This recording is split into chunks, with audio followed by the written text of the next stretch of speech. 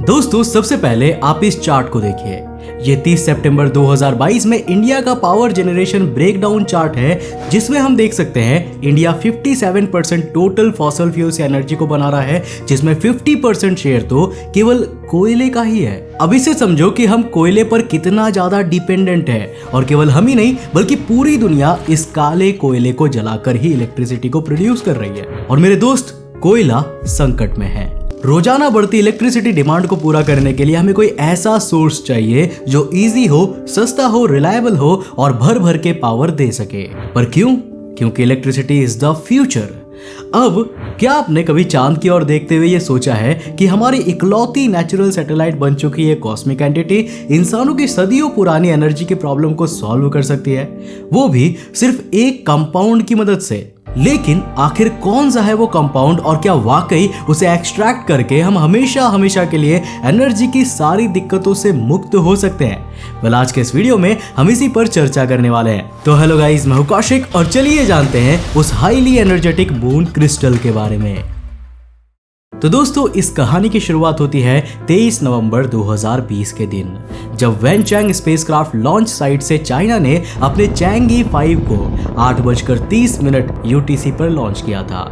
Changi असल में Chinese mythology में चंद्रमा की देवी को कहा जाता है। अब इस मिशन के माध्यम से चाइना ने अपना स्पेसक्राफ्ट या स्पेस प्रोब इस माइंडसेट से अंतरिक्ष में भेजा था, ताकि वो प्रोब चंद्रमा पर जाकर वहां के सैंपल्स को इकट्ठा करे और वहां से वापस धरती पर दोबारा आ सके, जिससे कि वो सैंपल्स उन्हें मिल जाए और वो उस पर स्टडी कर सके।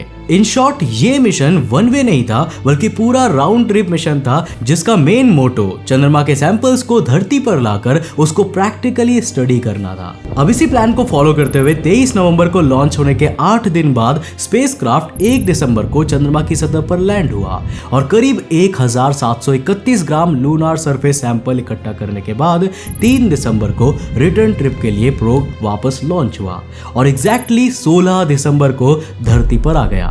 अब ये एक बहुत ही ऐतिहासिक लम्हा था, क्योंकि 1976 के बाद ये पहला ऐसा मौका था जब चांद से लाइव सैंपल धरती पर लाया गया हो। एंड एज एक्सपेक्टेड करीब 5 दशक का समय बीत जाने की वजह से एडवांस टेक्नोलॉजीज के अंडर जब लूनार सरफेस की मिट्टी का परीक्षण किया गया तो कई हैरतअंगेज चीजें पता चली।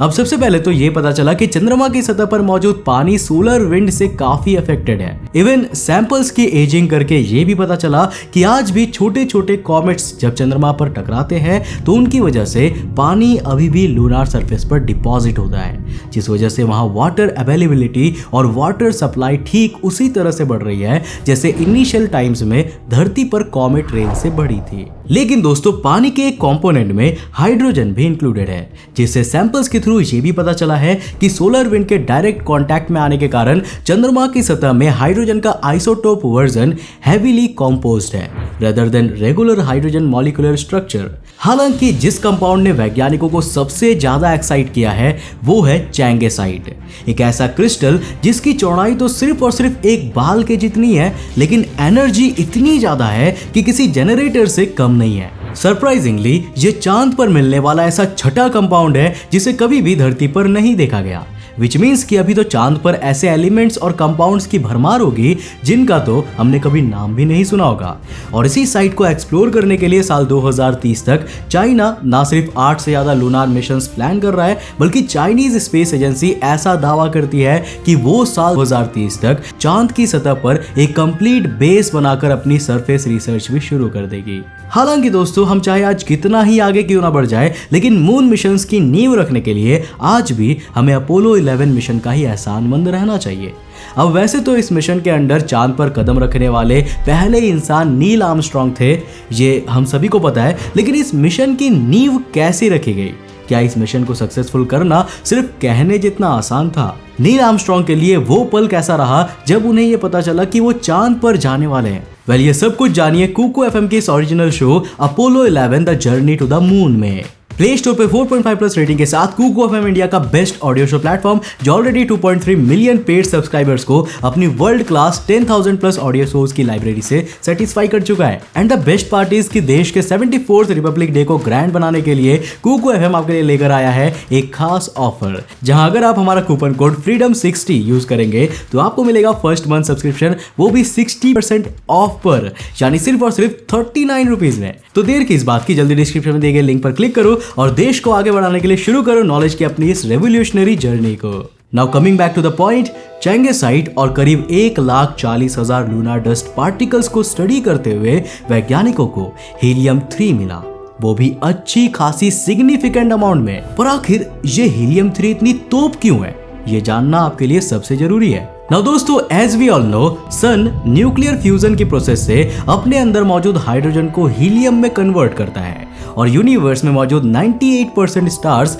इसी प्रोसेस को फॉलो करते हैं और इसी प्रोसेस की वजह से स्टार्स अपने अंदर से अनकाउंटेबल एनर्जी एक्सर्ट करता है। हालांकि इस प्रोसेस में ढेर सारी रेडिएशन निकलती है जिसे हमारी ओजोन लेयर हम तक पहुंचने से रोक लेती है, वरना हमारा ही बारबेक्यू अब तक बन चुका होता। मगर हीलियम-3 का यही एक डिफरेंशिएटिंग एडवांटेज है। हीलियम-3 बहुत ही रेयर आइसोटोप है जो धरती पर नाम मात्र ही मिलता है। अब एक अंदाजा देने के लिए वैज्ञानिक एस्टिमेट करते हैं कि पूरे प्लैनेट में जितना हीलियम मौजूद है उसका सिर्फ 0.0001% ही हीलियम-3 आइसोटोप मौजूद है, जिसे एक्सट्रैक्ट करके उससे एनर्जी क्रिएट करना ही अपने आप में एक बहुत बड़ा चैलेंज है। लेकिन वहीं चांद पर इस कंपाउंड की भरपूर मात्रा है, क्योंकि चंद्रमा कई बिलियन सालों से सूर्य से आने वाली सोलर विंड्स को झेल रहा है। अब अगर दोस्तों ड्यूटेरियम और हीलियम-3 न्यूक्लियर फ्यूजन प्रोसेस में रिएक्ट करे तो उनके कंपैरेटिवली नॉर्मल फ्यूजन से भी एक स्टार लेवल न्यूक्लियर फ्यूजन के इक्विवेलेंट अमाउंट में ही एनर्जी निकलती है।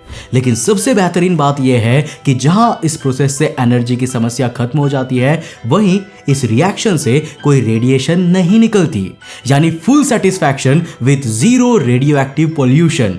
मतलब है ना कूल। अब ये सुनकर आपको लग रहा होगा कि हमें तो तुरंत चंद्रमा पर जाकर जेसीबी से इसे खोद कर बढ़िया हीलियम-3 धरती पर ले आ जाना चाहिए। हम फर्स्ट।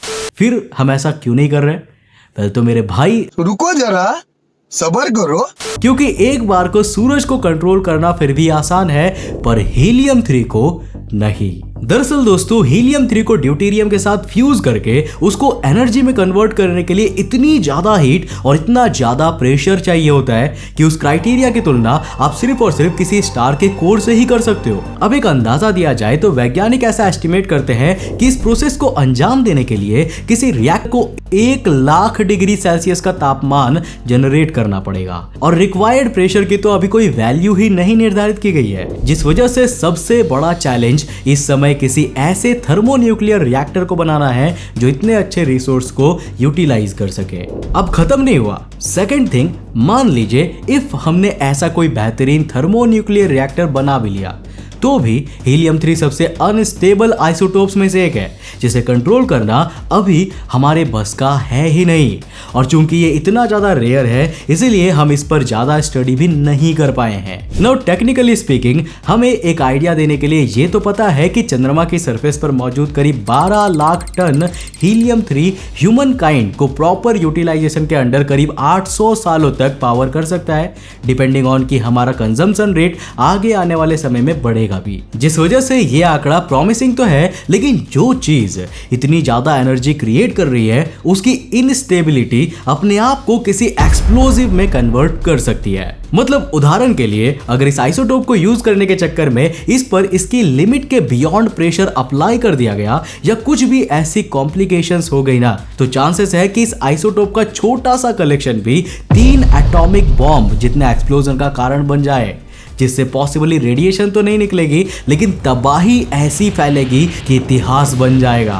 अब ऐसी परिस्थितियां ना आए, इसीलिए साल 2024 तक चाइना चैंगे 6 मिशन को लॉन्च करने की प्लानिंग कर रहा है, जिसमें इस बार पहले से ज्यादा एडवांस टेक्नोलॉजी की मदद से ना सिर्फ और लूनार डस्ट को धरती पर लाया जाएगा, बल्कि उस स्पेसक्राफ्ट में लगे इक्विपमेंट्स को इस तरह से डिजाइन किया जाएगा ताकि इस आइसोटोप के बारे में और डिटेल में जान सके और किसी तरह से इसको बैलेंस करने का तरीका खोजा जा सके। अब जब तक कि कोई परफेक्ट रिएक्टर नहीं बनता और हम इस चीज को हैंडल करने की काबिलियत नहीं हासिल कर लेते, तब तक फर्क नहीं पड़ता चाहे हमारे सामने लाखों टन हीलियम 3 क्यों ना हो जाए। हमारे लिए प्रॉपर टेक्निक के एब्सेंस में वो सब कुछ यूजलेस ही रहेगा और जो भी इस कोड को सबसे पहले क्रैक कर लेगा वो आगे आने वाले दशकों में एक रूलिंग एंटिटी बन सकता है। और इसीलिए कुछ जानकार लोग ऐसा मानते हैं कि आउटर स्पेस हैबिटेशन के बाद न्यूक्लियर रिसोर्स यूटिलाइजेशन ही अगली स्पेस रेस की वजह बनेगी। और बड़े दुख के साथ बताना पड़ रहा है कि भारत अभी दूर दूर तक इस रेस में कहीं भी नहीं दिख रहा है। वैसे आपके हिसाब से क्या चंद्रयान 3 चंद्रमा पर पहुंचकर इस तस्वीर को बदल सकता है, हाँ या नहीं? हमें नीचे कमेंट करके जरूर बताना। और जाते जाते नीचे डिस्क्रिप्शन में दिए गए लिंक से कुकू एफ ऐप को डाउनलोड करके इस धमाकेदार ऑफर का फायदा उठाना बिल्कुल मत भूलना। मैं मिलता हूं आपको नेक्स्ट एपिसोड के साथ, तब तक के लिए बाय, जय हिंद।